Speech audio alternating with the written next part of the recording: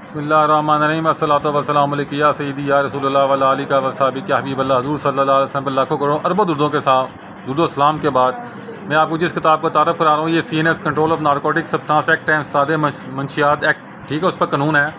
ये कानून बेसिकली नवाज शरीफ ने बनाया था अपने दौर में। अब ये देखें कि ये इसका मैं किताब को ओवरव्यू दिखा रहा हूँ आपको, ठीक है जी। सबसे पहले हम इस किताब की कीमत देखते हैं। महमूद साहब की किताब है। अब हम इसकी कीमत देखते हैं, इसकी कीमत क्या लगी हुई है। इसकी कीमत लगी हुई है 2500 रुपये, 2022 का एडिशन है, ठीक है जी।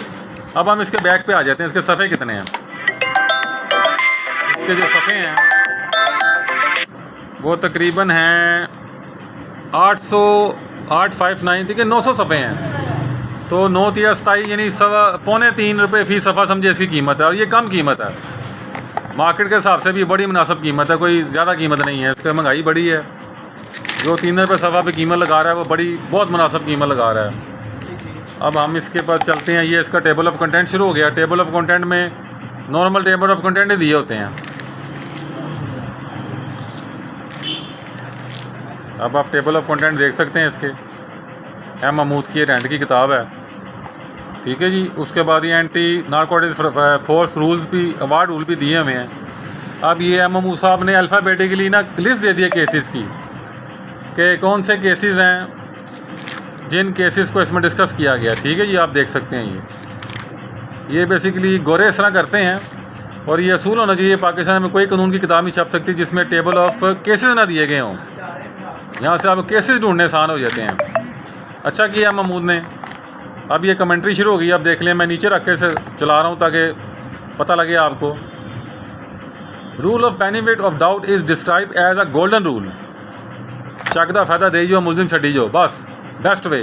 कहते हैं एक जज के पास सिफारिश आई कि यार बंदे ने सज़ा घटा दो। उन्हें कह मैं सज़ा तो घटा नहीं सकता, मैं एक काम करदा वाँ, मैं बेनीफिट ऑफ डाउट दे के बंदा ही छड़ देना। वाह क्या फ़ैसला है। अब ये जेल ट्रायल आ गया, जिरगा आ गया है। अब ये नारकोटिक्स के चलते पड़े हैं, सब अदालती फैसले नारकोटिक्स के ऊपर। ये आप देख सकते हैं नीचे अदालती फैसले दिए गए हैं। थोड़ा बहुत हम पढ़ भी लेते हैं। जब ये मंशियात बरामद होती है ना, वो नीले शॉपर में बरामद होती है। कमाल ही हो गया वैसे, जितो भी पड़ेगी नीले शॉपर से पड़ेगी। ये वो चीज़ें जो कि फिर बाद में बेनिफिट ऑफ डाउट आता है। अब एक सवाल आ जाता है, क्या मंशियात को जलाने से पहले मुलजिम को नोटिस देना ज़रूरी है या आपको पता होना चाहिए? क्या मंशियात मुलजिम के सामने जलाई जाएगी, ये भी आपको पता होना चाहिए।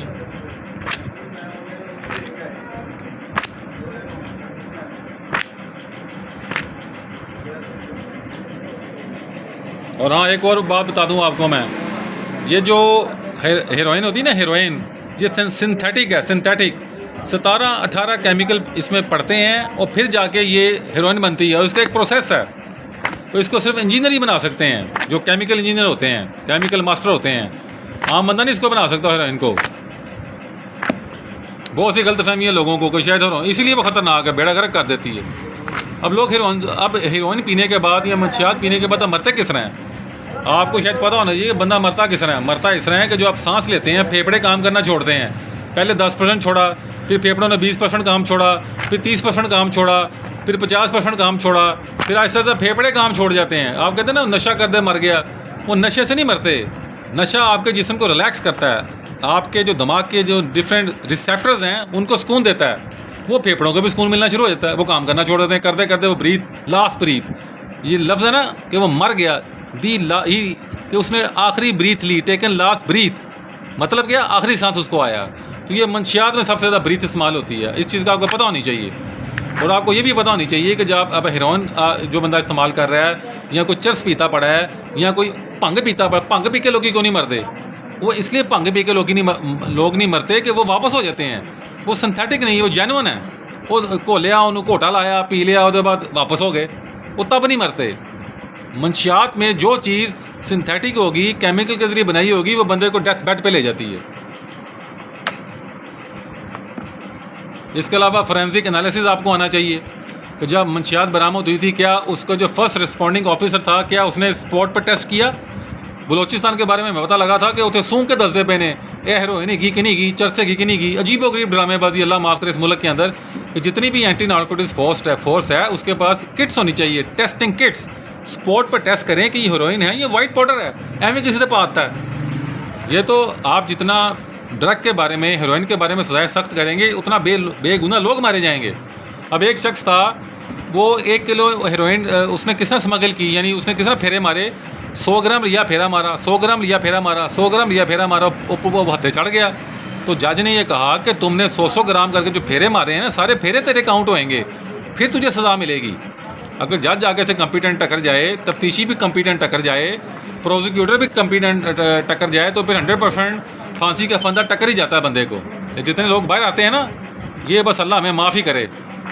जिस दिन इस मुल्क में आपका जुडिशल सिस्टम ठीक हो गया, उस दिन ये मुल्क तरक्की का आ जाएगा, उस दिन इस मुल्क में गुर्बत ख़त्म हो जाएगी। प्ली ऑफ एलिबाई आ गई, burden to prove plea of alibi is on the accuse which is to be prove in accordance with law. Plea of alibi को कहते हैं कि मैं उस वक्त वकूआ पर मौजूद नहीं था, तमाम तर सर्कमस्टांसिस, तमाम तर इम्कानात को भी एक शामिल कर ली जाए तो फिर भी मैं यहाँ नहीं पहुँच सकता। यानी मैं तो कराची में था, मामला पेशावर में था, तो अगर मैं जहाज़ में भी आता और वापस चला जाता तो तब भी ये दुरानियाँ मुझे वहाँ मेरी मौजूदगी को साबित नहीं कर सकता। यानी तमाम शक व शुबा निकाल कर, तमाम इम्कानात को निकाल कर प्ली ऑफ एलिबाई साबित की जाती है। पहले तो कहते थे ट्रायल का मामला, मेरे ख्याल में बेल में भी मान लेते हैं इसको। कई ऐसी चीज़ें जो पहले बेल में नहीं मानी जाती थी, ये तो डीपर एप्लीकेशन एविडेंस है जी, शहादत दा गहराई नाल मुताले है, तो बेल के टाइम पर ये नहीं हो सकता, या तो टेंटेटिव असेसमेंट होगी। मगर अब बहुत से मामला तो अगले कहते बेल भी कंसिडर कर लो, कुछ नहीं होता। तो मैं ये समझता हूँ कि इंशाल्लाह ताला ये किताब नारकोटिक्स की आपको पसंद आएगी। किताब को परचेज़ करें, केस लॉ को पढ़ें। और मैं वैसे नारकोटिक्स में ना अमेंडमेंटें हो गई हैं, वो अमेंडमेंटें परचेज़ कर लें, वो इसके अंदर लगा लें। वैसे 22 का एडिशन है, वो 10-20 सफ़े हैं, उसको फ़ोटो कॉपी करा के बीच में लगा लें। उसमें कौन सी ऐसी कोई क़यामत आ जाएगी, कौन से ऐसे मतलब कहना कोई नवा ही कट्टा खुल गया, कोई ऐसी गल नहीं की। अमेंडमेंटें आती रहती हैं, उसमें परेशान नहीं होते। अमेंडमेंट की फ़ोटो कॉपी कराते हैं, किताब के अंदर रेलिवेंट जगह पर लगा लेते हैं। इसको भी सीखें। लाहौर हाई कोर्ट में जितनी भी किताबें पढ़ी हुई हैं, पुरानी किताबें हैं, अमेंडमेंटें चेपियाँ लगा के अंदर लगाई गई हैं।